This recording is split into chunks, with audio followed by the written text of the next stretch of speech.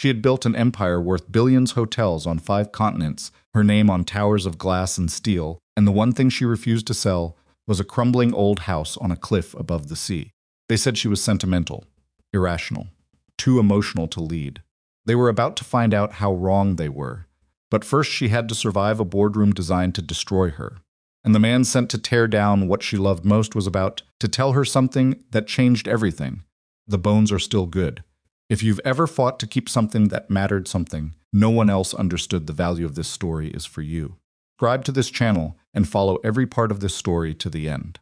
Hit the like button and drop a comment telling me the city and country you're watching from. I want to see exactly how far this story travels. Now let's begin.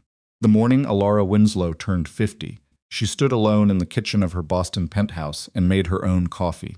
Not because the staff hadn't arrived yet. They had. 3 people were already moving quietly through the apartment. The housekeeper, the personal assistant, the driver waiting downstairs. But Elara had learned, somewhere in the long machinery of building a billion-dollar company, that the small rituals of ordinary life had a way of disappearing if you didn't protect them. So she made her own coffee. Dark roast, no sugar, measured out by hand the way her father had taught her when she was 9 years old, and barely tall enough to reach the countertop of the original Silvermere kitchen. She carried the mug to the floor-to-ceiling window and looked out over the city she'd spent 30 years conquering, and she thought about how birthdays had stopped feeling like celebrations somewhere around 43, and had started feeling like performance reviews instead. 50. She turned the number over in her mind the way you'd test the weight of something before deciding whether to put it down or keep carrying it. Her phone was already full of messages. Congratulations from board members who would smile at her face and sharpen knives behind her back.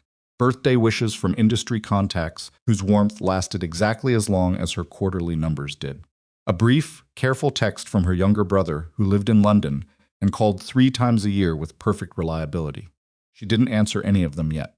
Instead, she pulled up the architectural report she'd been reading the night before, 47 pages on structural deterioration, load-bearing wall assessments, moisture damage, and the slow collapse of what had once been the most beautiful property on the Maine coastline. Silvermere House. The name alone did something to her chest that no spreadsheet number ever could. Her father, Thomas Winslow, had built the original family resort business from a single inn in coastal Maine, the kind of place that ran on reputation and repeat guests, and the kind of unhurried attention to detail that you couldn't manufacture with a brand strategy. He'd grown it slowly, carefully, the way you grow something you intend to last. By the time Elara was 22 and finishing her MBA, Winslow Heritage Resorts owned 4 properties and was carrying a modest debt load her father considered personally embarrassing. Then Thomas had his first heart attack. He was 61. Elara stepped in as interim CEO, fully intending to step back when he recovered. He recovered. She didn't step back, because somewhere in those 18 months of running the company herself, she discovered she was better at it than anyone, including her father, had anticipated. Thomas had eventually laughed about it, that particular laugh of his that was half pride and half surrender. "You were always going to end up here," he told her once, standing in Silvermere's rose garden at sunset. "I just thought I'd be the one to hand it to you properly." He died 8 years later. Stroke, fast and without warning, which was exactly how he'd always said he wanted to go if he had to go at all. By then, Elara had expanded Winslow Heritage to 23 properties across 12 countries. She'd taken the company public, navigated 2 recessions, survived a hostile acquisition attempt, and been photographed for the covers of 4 different business magazines. She'd been married once, briefly, to a man who turned out to value her ambition more than he valued her, which had taken her 2 years and a divorce attorney to understand clearly. She had not remarried. She owned apartments in Boston, New York, and London. She owned a house in Portugal she visited once a year, and a sailboat she kept meaning to learn to actually sail. She had access to private planes, private islands, and more financial security than most people could meaningfully imagine. And she had Silvermere, which was, at this precise moment in her life, threatening to take everything else. The property had been closed for 11 years. Not sold. Not leased. Closed, maintained at the bare minimum required to keep the structure from full collapse, staffed by a skeleton caretaker crew, sitting on 14 acres of prime Maine coastline like a beautiful, half-ruined argument between what things had been and what they were becoming. The board had been patient about it for a long time. Property values in the region had appreciated quietly for years, and the annual carrying cost, while real, was manageable relative to the company's overall portfolio. Elara held Silvermere the way some people hold onto a house where someone they loved died not because it made financial sense, but because letting go felt like a second death. Then the numbers shifted. 3 consecutive quarters of compressed margins, rising labor costs across the European properties, catastrophic flooding event at their flagship Singapore resort that had pushed the insurance claims process into its 14th month. And now a board increasingly fractured between the old guard, who'd grown up under Thomas Winslow's philosophy, and the newer members who viewed sentiment as a liability. Gideon Voss had joined the board 14 months ago. He was 66 years old, silver-haired, and carried himself with the specific kind of confidence that comes from spending 40 years being the smartest person in every room he entered. He'd made his fortune in real estate development, the aggressive, high-turnover kind, and he'd been recruited to the board by 2 of the newer institutional investors who wanted, in their words, a more results-oriented operational perspective. What they'd actually wanted, Elara had slowly come to understand, was a mechanism. Gideon had spent his first 8 months on the board being collegial, reasonable, and constructive. He'd asked good questions. He'd supported 3 of her major strategic initiatives. He'd seemed genuinely like an asset. Then he'd started talking about Silvermere. The first conversation had seemed casual, a side comment after a board meeting. Gideon lingering while the others filed out, hands in the pockets of his impeccably cut jacket. You know, he said, I had a colleague look at the Silvermere property from a pure asset standpoint, just out of curiosity. Elara had been gathering her papers. She looked up. Did you? Coastal land values up there have moved considerably. Even accounting for the restoration costs substantial as they are, you're sitting on something with real liquidation value. He smiled. The smile of a man making small talk about nothing in particular. Just something to think about. I'll add it to the list, Elara said. She'd left it there. She shouldn't have. Over the following 6 months, Gideon had worked with quiet, patient efficiency. He'd cultivated relationships with 4 other board members. He'd requested and received a formal independent appraisal of Silvermere, one Elara had reluctantly approved, because blocking it would have looked worse than allowing it. He'd begun framing the property in board discussions not as a legacy asset, but as a drag, a distraction, a symbol of leadership that confused personal sentiment with professional judgment. He'd been careful, always, to phrase it as concern rather than attack. I worry that we're allowing one asset to absorb an outsized portion of leadership attention, he'd said at the March meeting, his voice carrying exactly the right register of measured concern. Not because of anything improper, simply because the emotional weight of the property makes objective analysis difficult. Elara had felt the room shift. It was a small shift, the kind you feel in your sternum before your brain fully processes it, a slight change in the quality of the silence when you speak. A fractional delay in the nods of agreement that usually followed her statements. Like a ship that has moved 2 degrees off course. Nothing that looked like a problem yet. But she'd spent 25 years reading boardrooms, and she knew. Campaign had begun. Her response, the decision she made in the 3rd week of April, after 2 sleepless nights and 1 very honest conversation with her CFO, was Silvermere itself. Not retreat, not negotiation, demonstration. She would restore the property. Not as a sentimental gesture, but as a business case. She'd bring in the right contractor, document every phase, commission an independent earning potential study, and walk into the next board meeting with numbers that made Gideon's argument irrelevant. Contractor search had been thorough. Her facilities director had vetted 11 candidates across New England firms with strong portfolios in historic restoration, adequate bonding, and the capacity to work on a compressed timeline. 8 had been eliminated immediately for various reasons. Insufficient staff, unclear cost structures, 1 disqualifying reference. 3 had made the final round. Mason Rourke had been the last interview of a very long Thursday. He arrived on time, which Elara noted because several of the others hadn't. He wore work clothes that were clean, but obviously his actual work clothes, not a costume assembled for an important meeting. Carried a worn leather portfolio and a rolled set of preliminary drawings he'd made from the architectural report she'd sent. He had already made drawings. Before getting the job, before the first conversation, he had looked at the property documents and made drawings. Elara had shaken his hand and revised her entire approach to the interview in approximately 4 seconds. They'd talked for 90 minutes. Mason Rourke was 32 years old, which Elara had known from his file and which felt slightly more real in person than it had on paper. He was lean and quietly physical in the way of someone who spent most of his days doing actual work, rather than talking about it not showy, just present in his body in a grounded, unhurried way. He had dark eyes that moved carefully around a room and a habit of pausing before he answered questions that initially read as hesitation, but quickly revealed itself as precision. He thought before he spoke. In Elara's world, that was rarer than it should have been. His portfolio was exceptional. 4 completed historic restorations, a 19th-century textile mill in Rhode Island converted to a boutique hotel, 2 private residential restorations along the Connecticut coast, colonial-era public library in Massachusetts that had won a state preservation award. The work was meticulous. The before and after documentation was organized with a clarity that suggested someone who understood that restoration was also a form of argument you were arguing with evidence for why something deserved to survive. "Your timeline is aggressive," he told her, early in the conversation. Not apologetically, just accurately. "I know. 9 months is possible for what you need to show investors. But only if we're honest about what's actually achievable in 9 months versus what gets staged for the preview and finished afterward." Elara had looked at him for a moment. "Most contractors tell me what I want to hear in a first meeting. Most contractors want the contract," Mason said. "I want the project." Those aren't the same thing. She hired him before he left the building. He'd brought his daughter to the first site visit.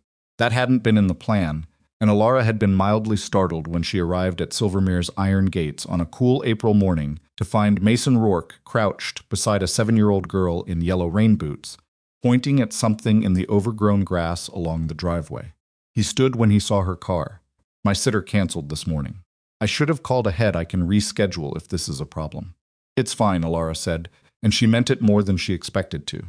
The girl, Sadie, Mason introduced her with a hand briefly on her shoulder, regarded Elara with the calm, assessing attention of a child who spent a lot of time around adults and had learned to read them quickly. She had her father's eyes and a gap-toothed smile she deployed selectively. "Is this your house?" Sadie asked. "It belongs to my company," Elara said. Sadie considered this. "It looks sad. It's been empty for a long time.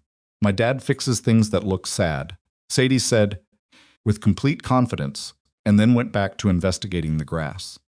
Mason's expression, for just a moment, was something Elara couldn't fully categorize, a complicated mix of pride and tenderness, and a particular kind of ache that she recognized, from long experience, as the specific pain of loving someone you cannot fully protect from the world.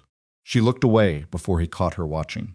They walked the property for 3 hours. Mason moved through the rooms the way a doctor moves through a diagnostic, not with horror at what was broken, but with focused attention to what could be understood. He touched walls, he tested floorboards. He got down on his knees in the basement to look at the foundation stones with a flashlight, came back up with dust on his jacket and absolutely no self-consciousness about it, and made a note in his leather portfolio. Elara had toured Silvermere many times over the years. It still hurt each time the peeling paint in the east wing, the water-stained ceiling of the main salon, the ballroom with its windows half-boarded, and its original parquet floor warped beneath a layer of protective sheeting that had been laid down a decade ago and never removed. She stopped in the doorway of the ballroom and didn't say anything. Mason stood beside her, looking at the same room, and also didn't say anything for a moment. Then he crouched and pulled back a corner of the protective sheeting. Beneath it, partially obscured by grime and years, was the edge of a mosaic hand-laid tile. Intricate, clearly old. "Did you know this was here?" he asked. "My father mentioned it once," Elara said. "I'd forgotten." Mason was quiet for a moment, studying the visible section. Then he stood. "I want to pull the sheeting back fully before we make any decisions about this floor," he said. "This could be significant, or it could be damaged beyond saving." "Could be," he agreed. He looked at the room, the sagging ceiling fixtures, the boarded windows, the ornate plaster molding that had cracked but mostly held. Then he looked back at her. "The bones are still good, Ms. Winslow." It was a contractor's assessment, a technical observation about structural integrity. She nodded. "Then let's get to work." Neither of them understood, standing in that ruined ballroom on that gray April morning, that what they'd actually just agreed to was something far larger than a building. Outside, from somewhere in the overgrown garden, they could hear Sadie singing quietly to herself something tuneless and cheerful and completely her own, while she explored the tangled roses that had been growing wild for 11 years, and had, in their wildness, become something unexpectedly beautiful. Elara stood in the doorway of her father's broken ballroom and listened. She couldn't remember the last time she'd heard a child singing in this house. She hadn't realized, until this exact moment, how long she'd been waiting for it.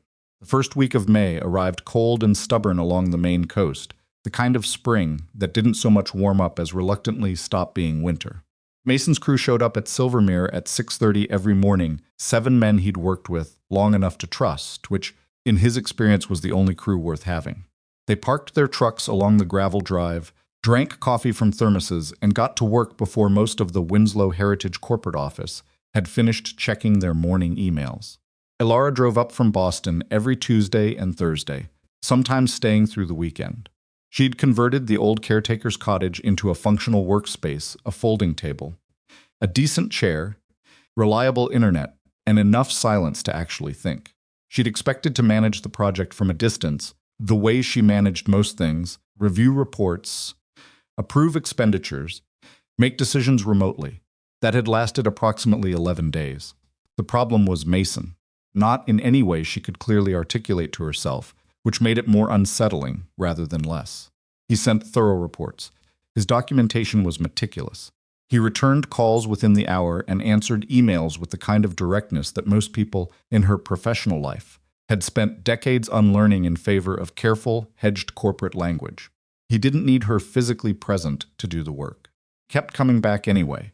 She told herself it was the board situation, which was true. With Gideon's quiet campaign gaining momentum, she needed to be visible at Silvermere, needed to be the person who could speak firsthand about progress, demonstrate investment and commitment, counter the narrative that she'd handed the project off and retreated back to Boston to nurse her sentimentality from a safe distance. That was the true reason, mostly.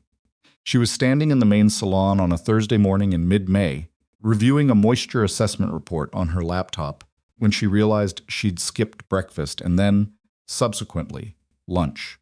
The realization came not from any feeling of hunger she'd trained herself out, of noticing that somewhere around her during a particularly brutal expansion phase, but because Mason appeared in the doorway and looked at her with the expression of a man who had observed the situation and reached a conclusion.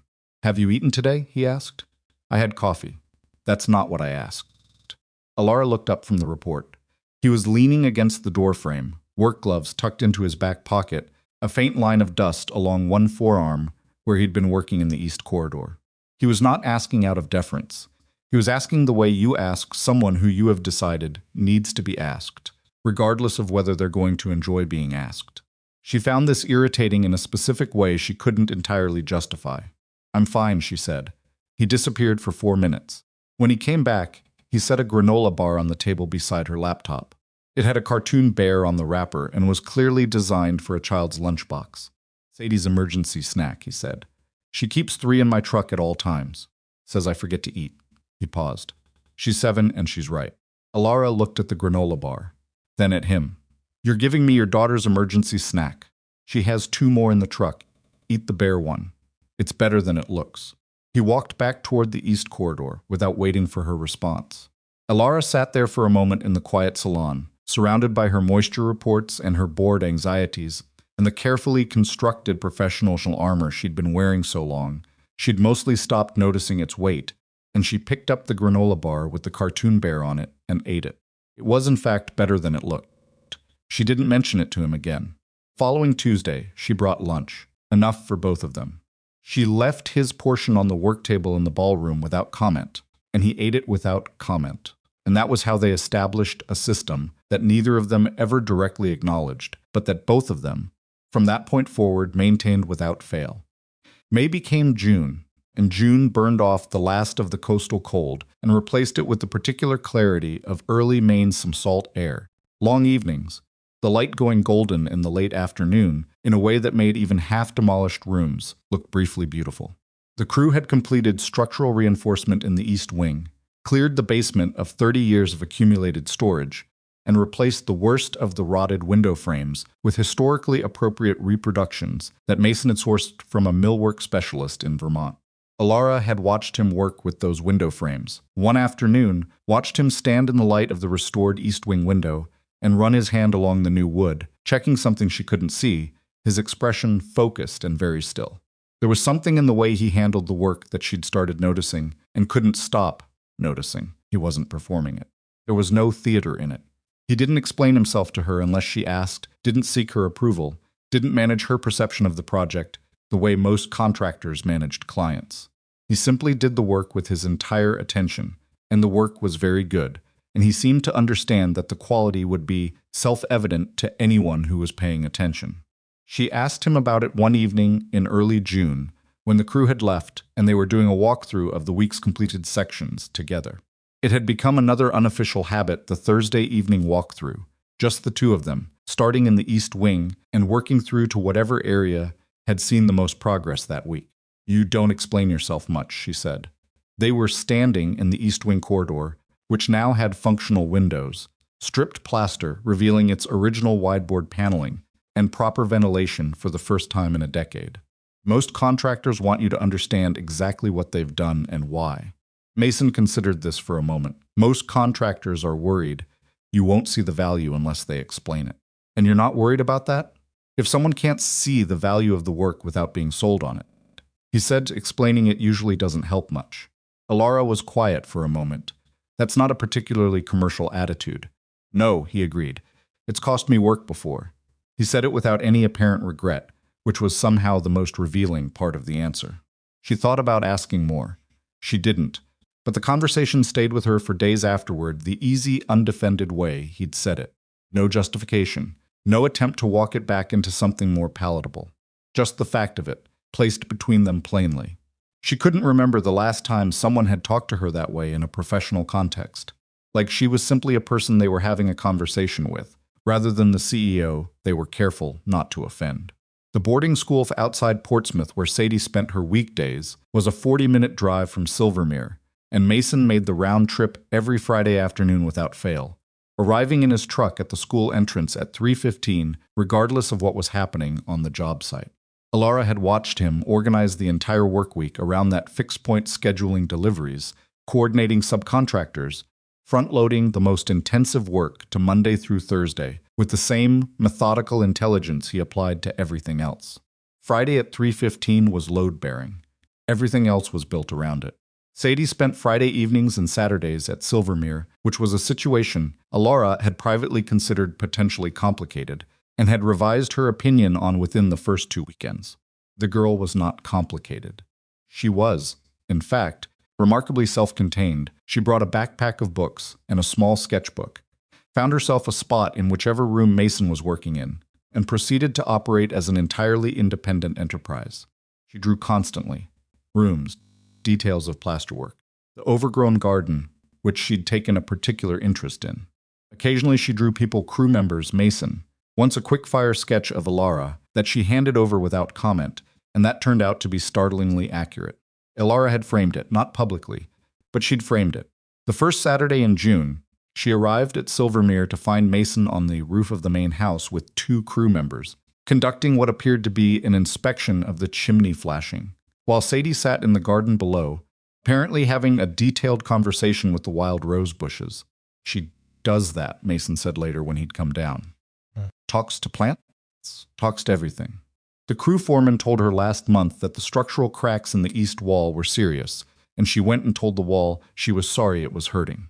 He said it with the resigned, fond exasperation of a parent who has fully accepted his child's particular flavor of strangeness. He thought she was joking. She wasn't.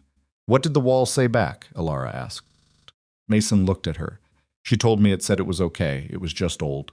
Something about that sat quietly inside Elara's chest for the rest of the afternoon, in a way she didn't examine too carefully.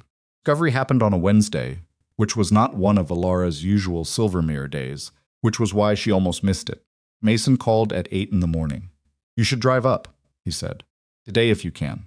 "What happened?" "Nothing bad. Just you should see this." She drove up. The entire ballroom floor had been uncovered.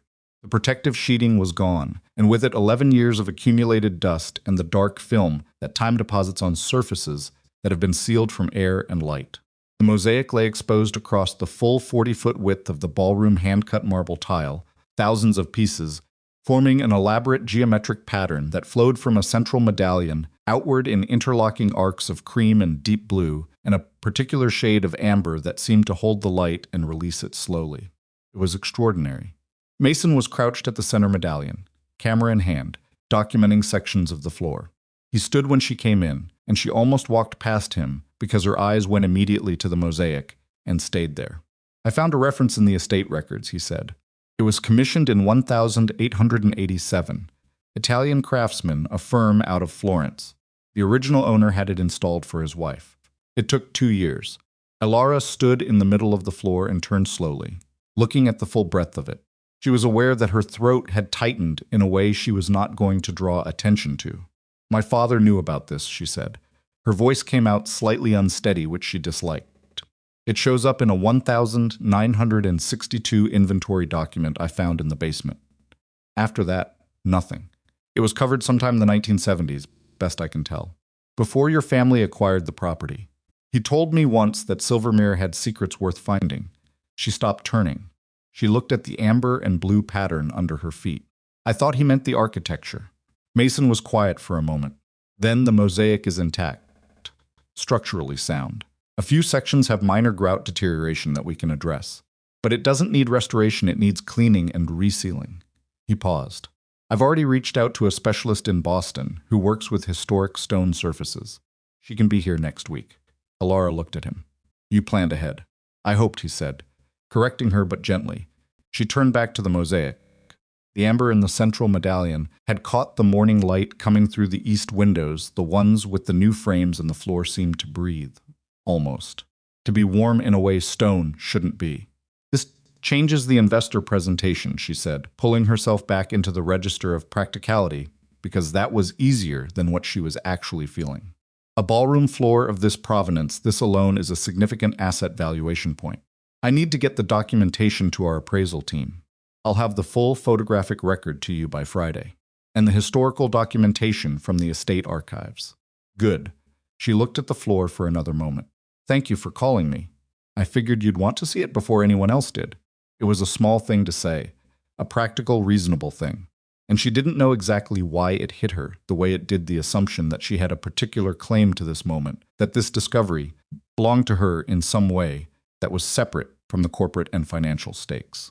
That she deserved to stand here first. She nodded once, quickly, and turned her attention to the documentation. But she stayed in that ballroom for 2 hours, and Mason stayed with her, quietly working, and didn't make anything of it. Gideon Voss called her the following Monday morning. He didn't call her about Silvermere directly. He never did things directly.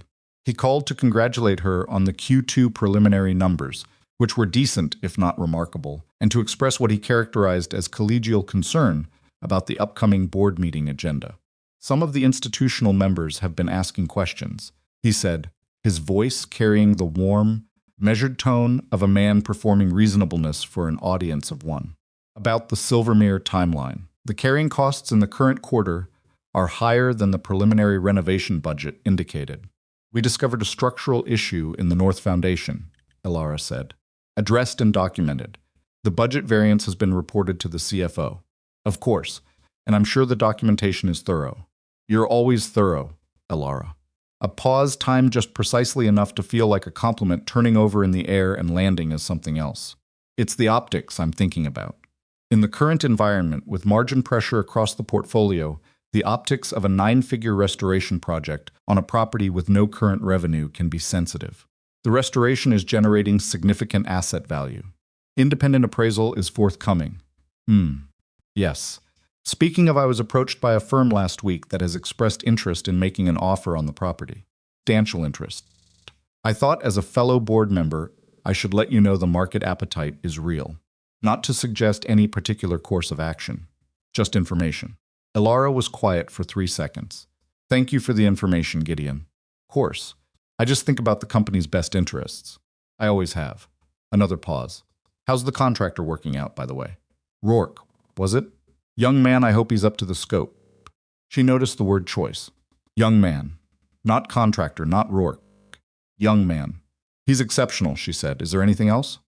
After she'd hung up, she sat for a long time at the table in the caretaker's cottage, looking at the far wall, running the conversation back through her mind and extracting from it exactly what it had been intended to communicate. She understood it clearly. She had understood it the moment she heard the particular inflection on young man. Gideon was not only coming for Silvermere, he was coming for her credibility. And he was going to use Mason to do it. She didn't tell Mason about the call immediately. She told herself that was a practical decision. There was no reason to put him in the middle of a board conflict that wasn't his to carry, and she believed that, mostly.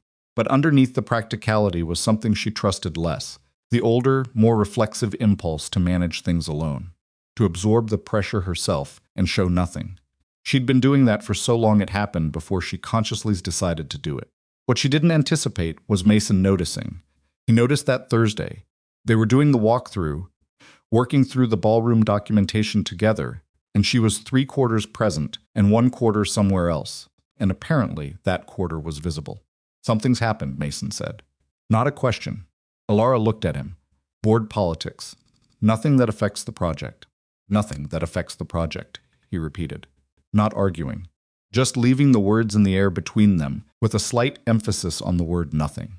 She didn't say anything for a moment. Gideon Voss called me Monday, she said. He mentioned you. She watched Mason's face. It didn't change much, but she'd been watching his face for 2 months and she'd learned to read the small, controlled quality of his stillness. He implied, not said, implied that my judgment on the restoration has been influenced by something other than business rationale. Mason looked at her steadily. By your age. There was a silence. A construction crew 3 rooms over was working on plaster repair, and the distant sound of it filled the ballroom softly. Do you want me to step back from the project? He asked. Question was measured, even, without any performance of offense or injury. He was asking sincerely. She understood because he would, if she needed him to, and that was simply who he was. If it's causing you problems with the board, I can transition the management to... No, Elara said. The word came out faster and more firmly than she'd intended. She modulated. No. What Gideon is doing is manufacturing a problem that doesn't exist in order to create a credibility issue. Stepping back would confirm his narrative. Okay. He accepted this with the same evenness. So what are we doing instead? She looked at him for a moment. Something in the question, the we landed differently than she'd expected. We're finishing the restoration, she said. We're getting the independent appraisal. We're going to walk into that board meeting with a financial argument so clean that the only position Gideon has left is to attack me personally, and when he does that, he's already lost. Mason studied her face for a moment in the way he had, the careful and unhurried way. Then he nodded. Tell me what you need from me. Your professional history, she said. Not all of it, but enough. If Gideon is going to dismiss you as a working-class contractor who's in over his head, I want the board to know exactly who they're actually looking at. Something moved across Mason's face, a complicated, private thing she almost missed. He looked away briefly, then back. There's a reason I left that world, he said. I know. I'm not asking you to go back to it. I'm asking you to let people know you left it. He was quiet for a moment. The crew sounds drifted through from the adjacent rooms, and the late afternoon light did its amber thing to the mosaic floor. All right, he said finally. It wasn't enthusiastic. It wasn't comfortable. But it was real and honest, and Elara had spent enough years surrounded by people who said yes the easy way to recognize when someone was saying it the hard way, the way that cost them something. Thank you, she said. Don't thank me yet. Mason said, and there was something wry in it, dark-edged enough that she knew he wasn't talking about the board meeting. He was talking about the fuller thing, the thing they were carefully not naming, that was accumulating between them, the way the work was accumulating in the rooms of Silvermere, steadily, incrementally, with every passing week, making it slightly less possible to pretend it wasn't there. He moved on to the next room. Elara stood in the ballroom for a moment alone, looking at the mosaic her father had told her was waiting to be found. 2 days later, her assistant Priya called from Boston at 8 in the evening, with the kind of voice that meant the news was not small. I need to send you something, Priya said. I've been going through the financial documentation you asked me to pull together on the proposed buyer, the firm that approached Gideon, and I found something. A cross-referencing issue in the ownership structure. I want you to look at it before I say anything else, because I want to make sure I'm reading it right. The document arrived 11 minutes later. Elara read it twice at the caretaker's cottage table, in the quiet of the Silvermere evening, with the sound of the ocean somewhere beyond the garden wall. She read it a third time.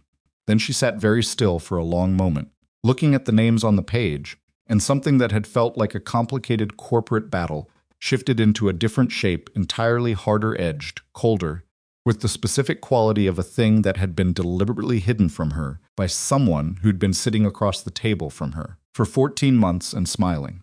Picked up her phone. Not to call Gideon. Not yet. She called Mason. He answered on the second ring, and she could hear in the background the sounds of Sadie's bedtime routine water running. A child's voice saying something she couldn't make out. The ordinary and irreducible sounds of a household that existed entirely outside the world Elara had built for herself. "Can you come in early tomorrow?" she said. "There's something you need to see." A brief silence. "Then what time?" 6. "I'll be there," he said without hesitation. And she knew he would be. Outside, the Maine summer evening had gone dark and soft, and the old garden was full of the sounds of things growing that had been waiting years for someone to stop cutting them back and let them be. Silvermere had a secret worth finding, her father had said. Turned out there were more than one. Mason arrived at 6 on the dot, which she'd expected. What she hadn't expected was that he'd brought coffee, 2 cups from the gas station 20 minutes down the coast road, in paper cups with plastic lids, the kind of coffee that made no pretense of being anything other than hot and functional. He set one on the table in front of her without ceremony and sat down across from the documents she'd spread out overnight. He didn't ask her to explain, he read. Elara watched him read. She'd spent the night going through the documents herself, printing pages, cross-referencing names, building the chain link by link until the shape of it became undeniable. She'd slept for maybe 2 hours on the cottage's narrow cot and had spent the rest of the night at the table with a legal pad and a highlighter, doing the kind of work she hadn't done with her own hands since the early years of the company, before she'd had a legal department to delegate it to. Mason turned the 3rd page, then went back to the 2nd. He had a way of reading that was similar to his way of looking at a building, methodical, unhurried, going back to check things instead of pushing forward past uncertainty. "This is a shell company," he said. Not a question. Coastal Acquisitions Group. Registered in Delaware. Operating address in a registered agent office in Wilmington. No physical presence. And this connects to, he turned to the next page, Hartwell Property Holdings, which is the company that approached Gideon about purchasing Silvermere. Elara pulled the relevant page forward. Hartwell's ownership structure lists 3 principals. 2 of them are investment managers with no other obvious connection to Gideon. The 3rd is a consulting firm, Voss Capital Advisory. Mason was quiet for a moment. Voss Capital, he said. It's listed as a minority interest holder, 12%. But 12% of an acquisition at the valuation they were proposing for Silvermere. She let the math do the work without finishing the sentence. Mason sat back in his chair. He looked at the documents, not at her. His coffee was getting cold, and he hadn't touched it. How long did it take Priya to find this? 3 days. They buried it reasonably well. Voss Capital isn't in Gideon's name directly, it's listed under a family trust. His wife's maiden name. So he comes to the board, argues that Silvermere is a liability, pushes to have you removed or overruled, forces a sale, and the buyer he's essentially been steering the deal to is partially owned by his own family trust. That's what the documents suggest. That's not corporate politics, Mason said. That's fraud. Potentially. My attorneys are reviewing it. We need to be careful about what we allege and when. She'd been up half the night on the phone with her legal team in Boston, which was another thing she wasn't going to share with the board until she was ready. Question right now is strategy. Gideon has called an emergency board meeting for the 14th, 10 days from now. He's framing it as a financial review of the restoration project, but based on what Priya found, we have to assume he knows the investor preview is the last obstacle between him and a board vote he thinks he can win. Mason looked at the documents for another moment. Then he looked at her. There were shadows under his eyes. She'd woken him from sleep with her call the night before, which she was not comfortable about, and which she was also not going to dwell on. He looked like a man who had processed something significant, and was now already in the part that came after processing, which was deciding what to do. "You can't go into that meeting and play defense," he said. "No. And you can't tip him off that you have this." "Definitely not." He nodded slowly.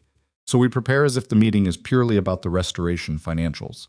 We build the strongest possible argument for Silvermere's value on the merits. We make sure there's no angle left for him to attack on the numbers." He paused. "And then when he moves off the numbers, which he will, you're ready for what's underneath." "My attorneys will be in the room," Elara said. "That's unusual for a board meeting. Gideon will know something is different." "Good. Let him wonder." She looked at him across the table, at the gas station coffee going cold between the documents, at the morning light just starting to come through the cottage windows. He was 32 years old, sitting across from her in work clothes at 6 in the morning, looking at financial documents relating to a corporate conspiracy that had nothing to do with him, and he was doing it with the same focused competence he brought to everything else. "You know this isn't your fight," she said. "You said that already, in a different way." "My answer's the same, Mason. I know what he's implying about you," Mason said, and his voice shifted very slightly, not angry, but with the particular quality of a statement that has been weighed carefully before being made. "About us. And I know that's part of what he's going to use in that room. I'm not going to sit at a job site and let that stand." He picked up his coffee. Finally. Besides, the man tried to undervalue a 1,887 Italian mosaic floor. That's personal. It surprised a sound out of her, not quite a laugh, but the first thing in the neighborhood of one she'd managed in about 18 hours. Pulled the legal pad toward her. "Then let's talk about what we're building," she said. They worked through the morning, through the time the crew arrived, and the sounds of the day's work started up in the rooms around them. They built the presentation layer by layer, the independent appraisal Mason would commission through his former industry contacts, the comparable property earning projections, the historical documentation on the mosaic, the restoration cost to value analysis, the investor letters of interest he'd help her generate, and underneath all of it, held in reserve, the shell company documents and the attorneys. 2 tracks running simultaneously, the public argument and the private one. Mason knew people, it turned out, which was the thing about his past that Elara had understood intellectually, but hadn't fully grasped until she watched him work the phone over the following days, calling in connections from a career he'd walked away from years ago, reaching people who answered on the first ring and spoke to him with the particular warmth of professional respect that you can't manufacture and can't buy. An independent property appraiser in New York who'd worked historic coastal estates for 30 years. A hospitality economist at a Boston consultancy who could produce comparable revenue projections for landmark properties of Silvermere's category. A former colleague at the development firm who'd since moved to a major institutional real estate advisory and who spent 45 minutes on the phone with Mason going through the valuation methodology in detail. Elara listened to one of those calls from across the room, trying not to listen, doing her own work, and found herself reconstructing, from the half she could hear, a version of Mason Rourke that was different from the one she'd hired. Not different in any way that contradicted what she knew, just fuller. The professional fluency, the ease with complex financial and structural analysis, the specific authority in his voice when he talked about a property's earning architecture.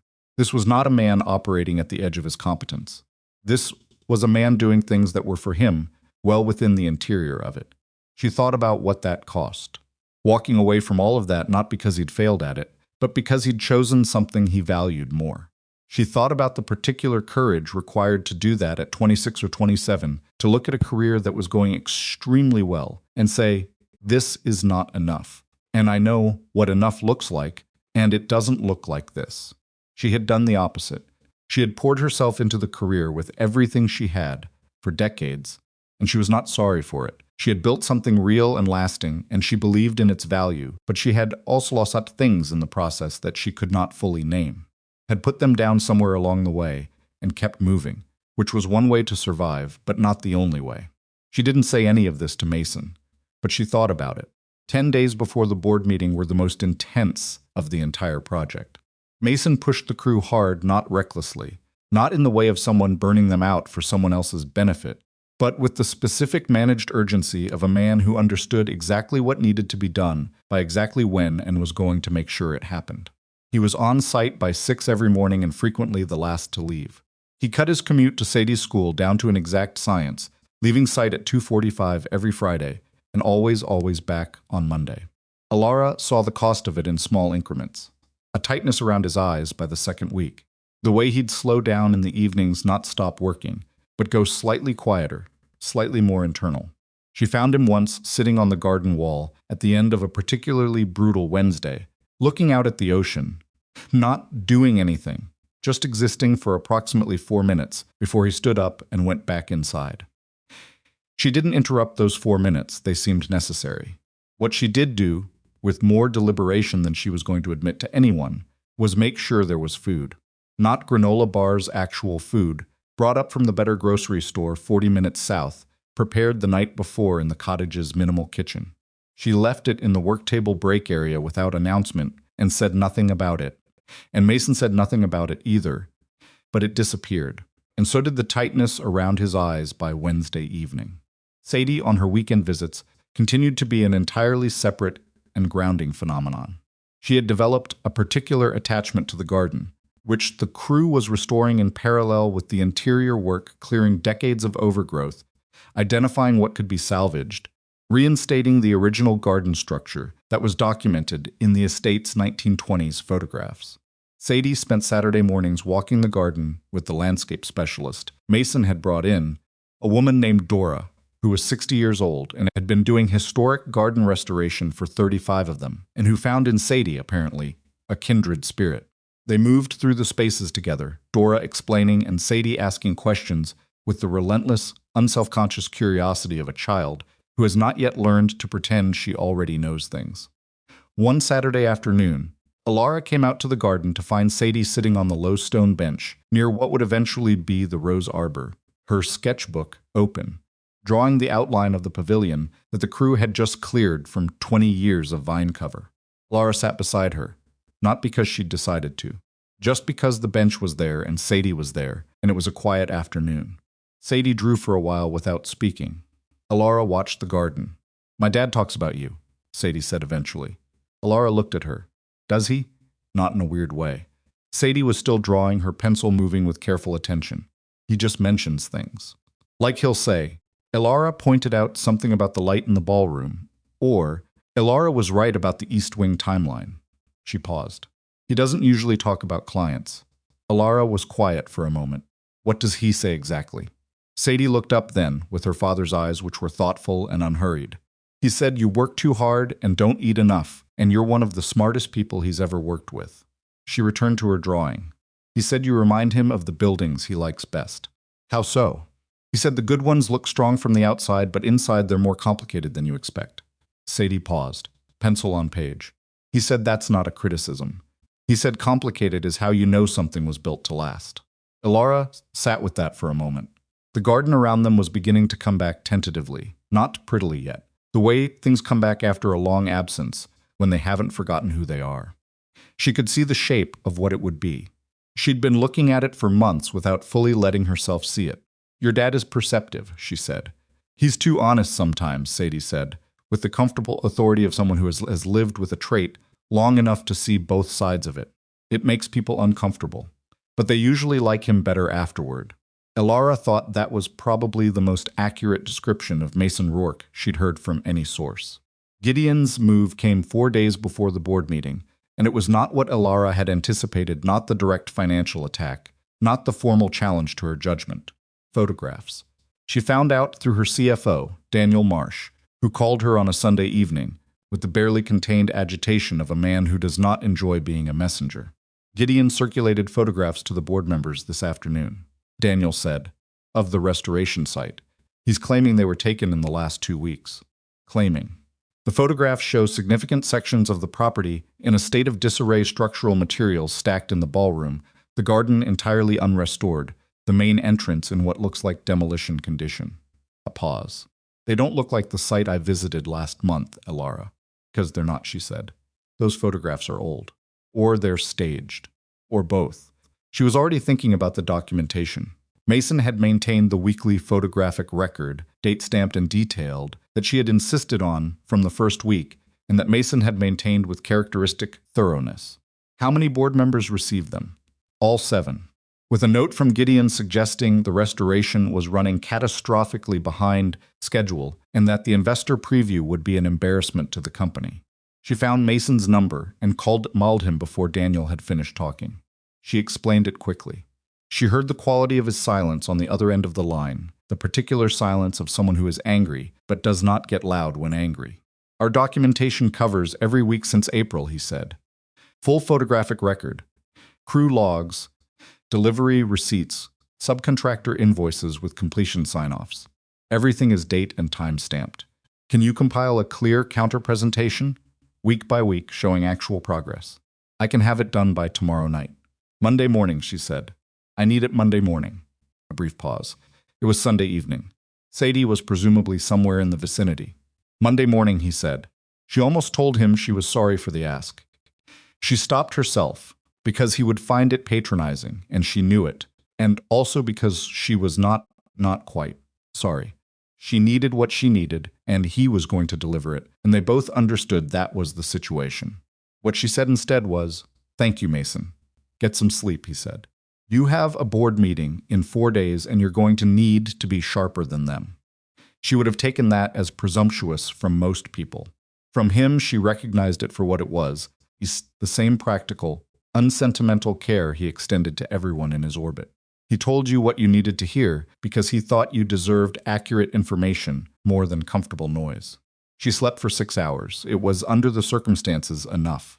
The counter documentation arrived at 7 Monday morning. 43 pages, organized chronologically, with a comparative spread on the final page that laid the actual current site condition against each of the photographs Gideon had circulated. Comparison was unambiguous. Mason had included an annotated note identifying specific structural details that placed the circulated photographs at least 18 months prior, a section of roofline that had been repaired in late winter, a window configuration that predated the new frames, debris patterns consistent with the estate's pre-restoration state. The photographs Gideon had sent were not recent.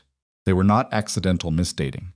They were fabricated evidence, presented to the full board as current documentation. Elara looked at the counter-presentation for a long time. Then she forwarded it to her legal team with 2 words, "Add this." She called Mason. "It's thorough," she said, "more than thorough." "Picked the wrong project to misrepresent," Mason said. "I document everything. Old habit. Where are you?" "On site. We started at 5:30 this morning. We're finishing the pavilion restoration today and starting on the staircase." "Staircase in 4 days?" "The grand staircase will be standing and refinished by Thursday evening," he said. Not boastfully, just with the particular certainty of a man who knows exactly what his crew can do. "Mason," she paused, "I need you to come to the board meeting." A longer silence this time. "As what?" he said. Not hostile, genuinely asking. "As the project manager of the Silvermere restoration. As someone who can speak to the technical and financial specifics in a way I can't, because I'm the CEO, and anything I say will be characterized as biased. I need an independent voice in that room who has the professional standing to be taken seriously and who knows this project as well as you do." Pause stretched. "You understand what Gideon's going to do when I walk into that room," Mason said. "Yes. He's going to make it about you and me instead of about Silvermere." "Yes. And you want me there anyway." "I want you there because you're the most qualified person to defend the work, and because Gideon is going to try to dismiss you as someone without standing, and when he does, you're going to show him exactly who he's dismissing." She kept her voice steady. "But I won't ask you to do something that makes you uncomfortable. This is outside what you were hired for." Another silence. Shorter. "Text me the time and address," he said. The board meeting was held at Winslow Heritage's Boston offices on the 14th floor of a building that Elara had chosen specifically for its view of the harbor, which on clear days reminded her that the world was larger than any single room in it. The conference room seated 20. On this particular Thursday morning, it held 9 people: Elara, her CFO Daniel, her 2 attorneys whose presence in the room caused a visible, carefully suppressed reaction from Gideon when he entered 4 board members, and Mason. Gideon had not been told Mason would be present.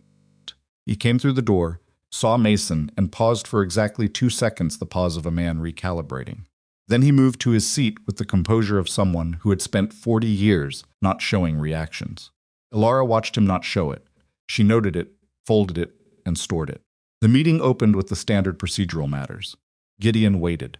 He was good at waiting. He had the patience of someone who had planned something well and trusted his plan. He let the preliminary discussion proceed, asked 2 clarifying questions about the Q2 financial review that were entirely reasonable, and then, when the agenda reached the Silvermere item, he leaned slightly forward and became a different quality of present. "I think before we go to the project presentation," he said, "the board needs to acknowledge the information I circulated Sunday.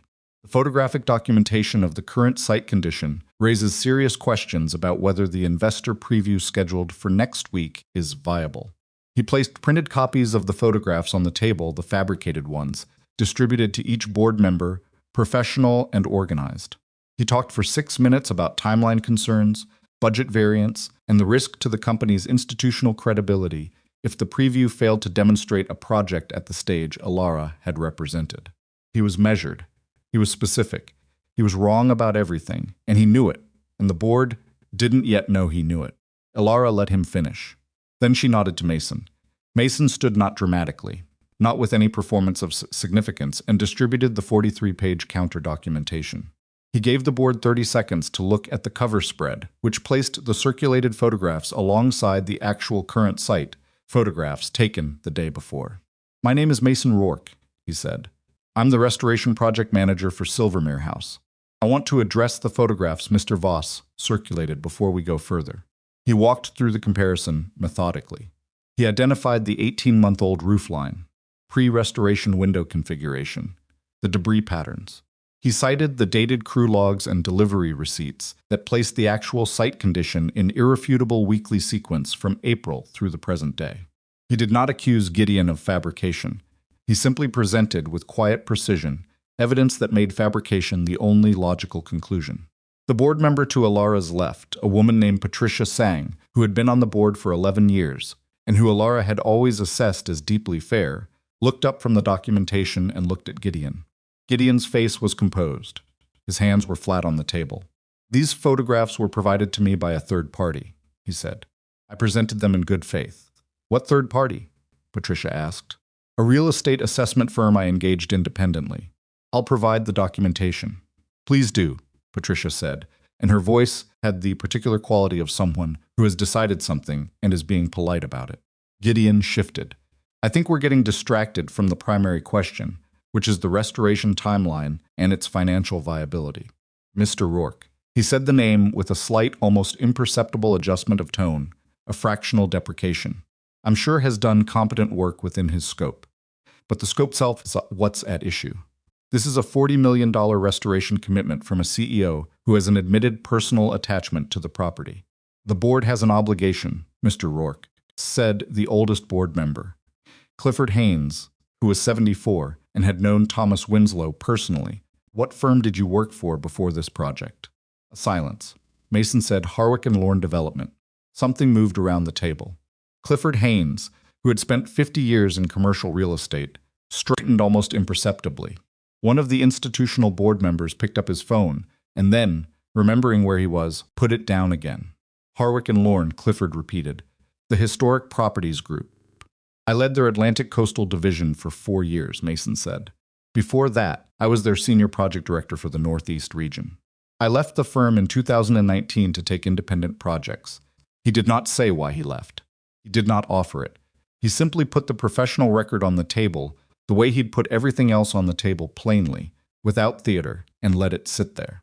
Gideon was looking at him now with a different quality of attention. The independent appraisal, Mason continued, was commissioned through Barrett Associates in New York, Jonathan Barrett, who has 30 years of experience in historic coastal property valuation. His full report is in the appendix of the documentation you've just received. He assessed Silvermere's projected annual revenue capacity at full operation between 8 and 11 million, depending on event booking volume. At conservative estimates, the property achieves positive ROI on the restoration investment within 7 years.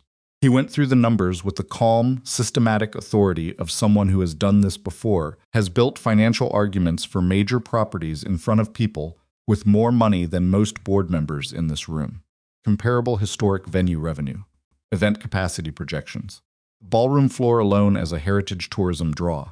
He presented the mosaic's historical documentation and the specialist's restoration assessment. He put the garden pavilion's event space potential into context of the regional competitive landscape. He talked for 22 minutes. The room was extremely quiet. When he finished, Gideon let a beat past the beat of someone choosing among several options and then said, "This is all very professionally presented." The compliment like a knife held blade out. But I'd note that the professional presenting it has a relationship with the CEO that goes beyond the standard contractor-client boundary, and the board should consider whether... Does it? Patricia Sang said. Gideon looked at her. You're implying something, Patricia said. If you're going to imply it directly. We're all adults. I'm suggesting, Gideon said, with careful precision, that Miss Winslow's personal regard for Mr. Rourke may have influenced the scope and cost decisions on this project in ways that don't serve the company's interest. I think it's a fair question. Elara spoke for the first time since the meeting's procedural opening. It is a fair question, she said. Here is a fairer one. She nodded to her attorney, Claire Nguyen, who distributed the second set of documents. This is a corporate ownership analysis of Hartwell Property Holdings, Elara said. The firm that approached Mr. Voss about purchasing Silvermere, and whose offer Mr. Voss communicated to me as evidence of market appetite. If you go to page 7, you'll see the ownership structure of Hartwell. The third principal is listed as Voss Capital Advisory, which, if you continue to page 9, is registered as a beneficial holding of the Voss Family Trust. She let them read. The room's silence was a different kind now. Gideon's composure held. It was extraordinary. In its way, 40 years of professional self-discipline expressing itself in the very complete absence of any visible reaction. But his hands, which had been flat on the table, had moved. They were no longer flat. Gideon, Clifford Haynes said, in the voice of a man who has lived long enough to be done with pretense. Do you have a financial interest in the proposed sale of Silvermere? The question sat in the middle of the room. Gideon opened his mouth, then closed it, then said, I'd like to consult with my attorneys before responding to any characterization of... That's a yes, Patricia Sang said quietly. It was not loud. It was not angry. It was simply the most devastating possible reading of his non-answer, delivered with the calm certainty of someone who had heard enough. Clifford Haynes looked down the table at Elara. Then he looked at the documentation. Then he looked, for a long moment, at the ceiling, and something in his face resolved. I'd like to call for a vote on the proposed conflict of interest review, he said. The vote was not close. Gideon sat through it with his hands in his lap and his face composed, and when the result was announced, he nodded once, slowly, and began gathering his papers. He left the room without speaking again. His plan, 14 months of patient, careful, methodical work, walked out the door with him in pieces. Elara did not watch him go. She was looking at the table, at the documents, at what 4 months of refusing to surrender had actually produced. She was aware of Mason across the table not looking at her, giving her the moment, understanding without being told that she needed 30 seconds to just sit in what had happened. She used them. Then she picked up her pen, squared her papers, and said to the remaining board members, I'd like to return to the investor preview agenda. Outside the 14th floor conference room, Boston Harbor glittered in the afternoon light, wide and indifferent, and going all the way to the horizon. Elara was still CEO. Silvermere was still hers. And somewhere in the basement of a carefully constructed plan to take both of those things from her, Gideon Voss was about to discover that 14 months of work had left him with nothing, a conflict of interest investigation, and a long drive back to wherever it was men like him went when the room stopped belonging to them. She had won the boardroom. What she hadn't expected walking out into the corridor afterward, into the strange quiet that follows a battle you've braced for, so long you've forgotten what it feels like to be embracing, was that Mason would be standing at the window at the end of the hall, looking out at the harbor, and that the sight of him standing there would hit her somewhere entirely undefended. He turned when he heard her. He didn't say congratulations. He didn't say anything immediately. He just looked at her the way he looked at the buildings he cared about, fully, without hurry, as if whatever he was seeing was worth taking his time with. Good bones, he said finally. She laughed. It came out a little rougher than she'd intended, a little closer to the surface of something she'd been holding down all day. Don't, she said. I mean the argument, he said, and there was something in his eyes that meant he did not entirely mean the argument. She looked at him for a moment. Behind them, The conference room was dispersing voices. The sound of chairs. Daniel calling her name from somewhere back down the hall. Silvermere still has to survive the investors, she said. It will, Mason said. He said it the same way he'd said Monday morning when she'd asked for the documentation by an impossible deadline. The same way he'd said, I'll be there when she'd called him at night. Not performing confidence. Just stating, with the directness of someone who has learned to trust his own judgment, what he believed to be true. She nodded once, turned back toward the voices. 5 days. The investor preview was 5 days away. They had a building to finish. They drove back to Silvermere that same evening. Not together, Elara in her car, Mason in his truck, the way they'd always moved separately between the world of the company and the world of the property. But they arrived within 10 minutes of each other, and when Elara pulled up to the caretaker's cottage and saw Mason's truck already in the drive, the lights already on in the main house, where his crew had been working through the day without him, something in her chest settled in a way that had nothing to do with the boardroom. She changed out of her board meeting clothes, the charcoal suit she'd worn like armor into that conference room, and put on the work jeans and worn flannel she kept at the cottage. She walked across to the main house. Inside, 3 of Mason's crew were still working, finishing the baseboards in the east wing corridor under portable lights. They'd been at it since 5:30 in the morning. They nodded at her as she passed. She'd learned their names in the first month, which had surprised them, and they'd treated her differently ever since, not with deference exactly, but with the particular respect of people who feel they've been seen accurately.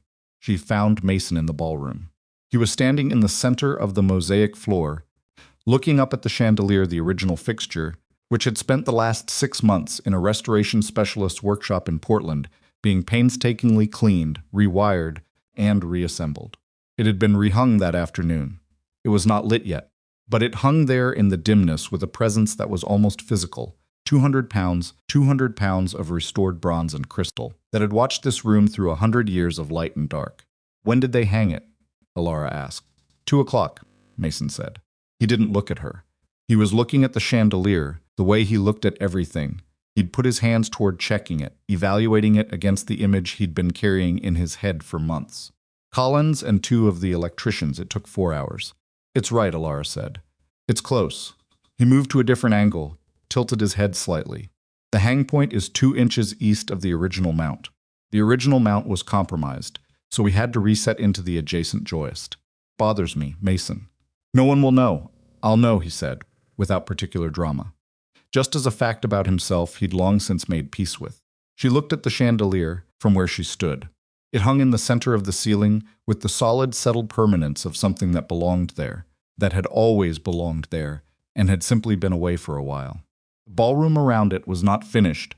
There were sections of wall where the plaster restoration was still curing, scaffolding boards still stacked near the north entrance, a faint smell of fresh paint in the air.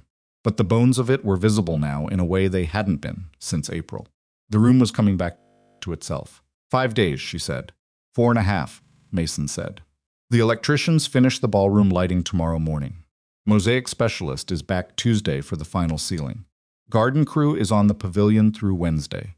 Staircase lacquer needs 48 hours to cure, so we're doing the final coat tomorrow evening. He ran through it without referring to any notes, the schedule entirely interior, organized in his head the way he organized everything. Thursday morning I want a full walkthrough with you, before the investors arrive at 4. Elara nodded. She was quiet for a moment. Your crew worked today without you. They don't need me watching them work. They need me to have made sure the plan is right. Theirs. That's not how most managers think. Most managers are worried about credit, he said simply. He finally turned from the chandelier and looked at her. He had the tired, clear-eyed look of a man who had done 2 hard things in one day at the boardroom, then straight back to this and was not complaining about it. How are you doing? The question surprised her slightly, even now.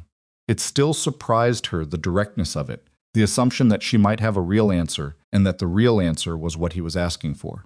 I don't know yet, she said. Honestly, I think I've been running on the forward momentum of the fight for so long that I'm not sure what I feel now that it's over. It's not entirely over, no, the investors. Not just the investors, he said. But he didn't say what else he meant, and she didn't press it. They stood in the ballroom for a little while longer, not talking, the chandelier hanging above them in the quiet. The following 4 days had a quality unlike anything else in the 5 months of the project. The last sprint of a long race, the particular compressed intensity of it, the clarity that comes when everything non-essential has already been stripped away, and what remains is only the essential thing and the time you have to make it right. Mason drove the pace without apology and without cruelty. He was on site before his crew arrived every morning, and he worked beside them through the day, and he did not pretend that the timeline was comfortable, because it wasn't, but he also never asked anyone to do something he wasn't doing himself, and that mattered more than any pep talk. Elara ran her own parallel sprint. The investor communications, the presentation materials, the coordination with Winslow Heritage's sales and events team, who were managing the preview logistics. She took calls from Daniel about the ongoing legal proceedings against Gideon. The conflict of interest investigation had moved quickly once the board formally requested it, and the news of Gideon's resignation from the board had come on the Monday morning after the meeting, delivered via a terse email to the full board from his attorney. Gideon himself had not contacted Elara. She had not expected him to. The proposed sale of Silvermere was formally terminated. The Hartwell Property Holdings offer was withdrawn within 48 hours of the board vote. The shell company documentation was now in the hands of the firm's legal team and, as of Tuesday, in the hands of the appropriate regulatory bodies as well.